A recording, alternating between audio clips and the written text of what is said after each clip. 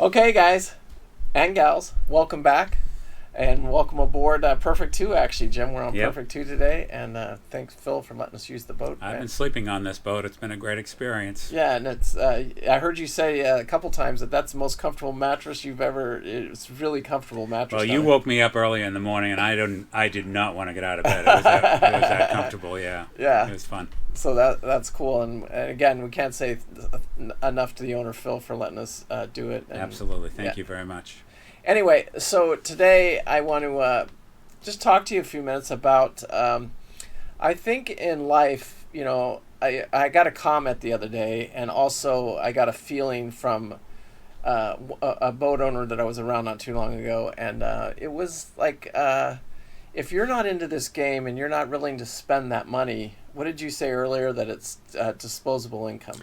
I think you have to look at it as disposable income. This is not an investment. Yeah, right. And I think some people, I don't want to say they're cheap, but you can tell, they're in fear. They are cheap, and they're in fear of something costing them money, and they're going to have to let go of some of their money, and they're so worried about that they drive the boat that same way. They drive in fear. Yep. And and it's not a good way to drive your boat. It's not a good way. You're better off not having a boat if that's the way you are. I think my advice to somebody like that, and if I got to know somebody and I knew that they were like that, I would say just save your money. Yeah. Because there's other ways you can go charter a boat or hire a captain and just go around and stuff like that. Make that one-time $5,000, $10,000 investment. I've chartered boats for as much as probably $15,000, but I didn't have to make that, $500,000 commitment to owning that boat. Do you know what I'm saying? Yeah. So, but I just think it's something you got to really, really think about. And, you as a buyer, so if you love the lifestyle, and maybe some people watch this channel and they say they fall in love with it. Just remember that when you're falling in love with it, the comment we got yesterday or the day before was, oh, I can take that $100,000, I can invest it in a house, and then 20 years later, that $100,000's got the possibility of being $1 million. That's not going to be like that with your boat. You're going to lose money with your boat. I tell everybody that. Yeah, but you know what? The thing that I look at when I'm looking at this type of thing is it's not the investment is not the boat itself. The investment is in the experiences that you create for other people. One of the things that one of the best pieces of advice that somebody gave me is that, I'm a grandfather. I've got 3 grandchildren. And a good friend of mine once said, the role of the grandparent is not to buy things and buy presents for the kids. It's the things that the kids are going to remember the most are the experiences that you create for them. Yeah, right. And that's, to me, that's what life's all about. So if you can sit on the couch, you keep reminding me of this YouTube channel, Uma. Yeah. Yeah, and they don't say, buy a don't couch. buy the couch. Yeah.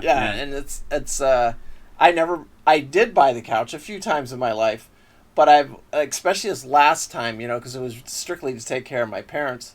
But we got to talking about that, but I never bought a couch. Do you know what I'm saying? Right. It was, because we lived on our RV for 5 years. Yeah. And that's how I saved a few dollars.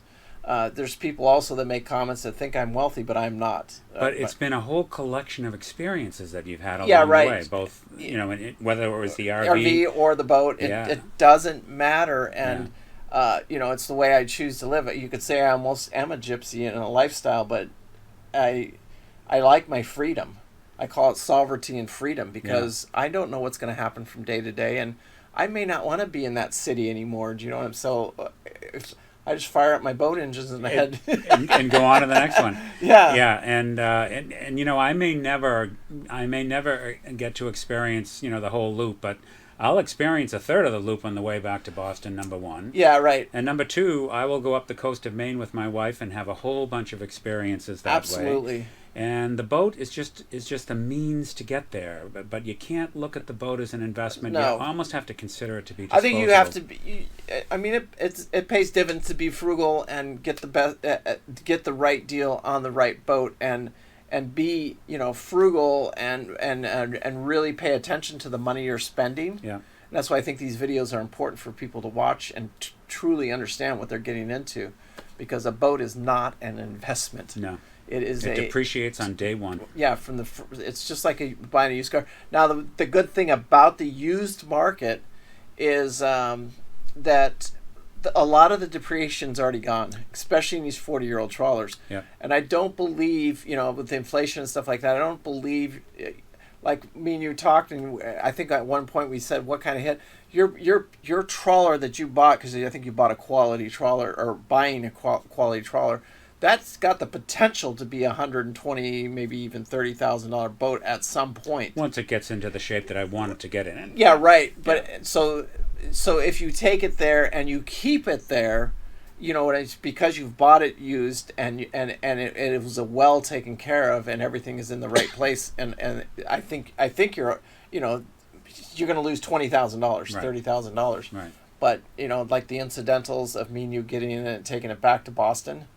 I mean, that's all right off. And so that depreciation that you're talking about, let's say that that I end up putting in $100,000 or even all in $120,000 into this boat, and then let's say I sell it for $100,000.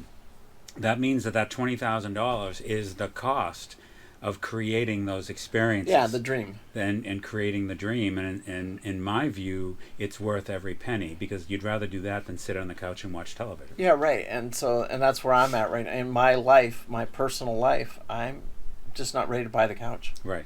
And so when I do buy the couch, though, I'll be ready. Right. But right now, I'm not ready to buy the couch. I am gamingly getting the boat ready to go to the down to the Keys and over to the Bahamas. Yeah. And what happens from there, I don't know. I don't have a plan yet for that. But right now, I love getting up in the morning. And the weather conditions are not that great right now. It's cold. It's hard to walk Daisy. There's rainy, but I love it. I'm not going to... The other thing, too, that a lot of people don't understand, I think, is that having a boat is the cheapest form of waterfront property that you can get.